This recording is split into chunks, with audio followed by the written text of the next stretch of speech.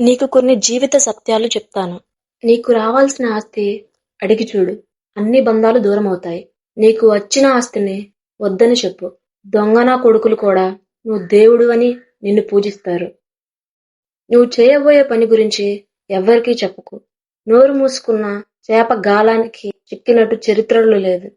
ఒకరు నీకు అబద్ధం చెప్పారు అని నీకు తెలిస్తే వారిని రీజన్ అడగకు. ఎందుకంటే నీకు ఎక్స్ప్లెయిన్ చేయడానికి మళ్ళీ నీకు ఏదో ఒక అబద్ధం చెప్తారు. వదిలేసిన వెళ్ళిపోయిన అమ్మాయి గురించి ఆలోచించకు.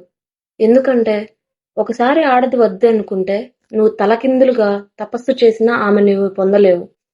నువ్వు దిగాల్సిన చోటు వచ్చే వరకే నీ చేతిలో ఉన్న టికెట్కు విలువ. తర్వాత అది ఒక చిత్తు కాగితమే. అలాగే డబ్బు కూడా. నీవు అవసరానికి ఉపయోగపడిన డబ్బు నీకు ఎంత ఉంటే ఏం లాభం? Just believe in your time. సమయం అనేది పరిస్థితుల ముసుగులో వ్యక్తుల నిజ స్వరూపాన్ని బయటపడేలా చేస్తుంది.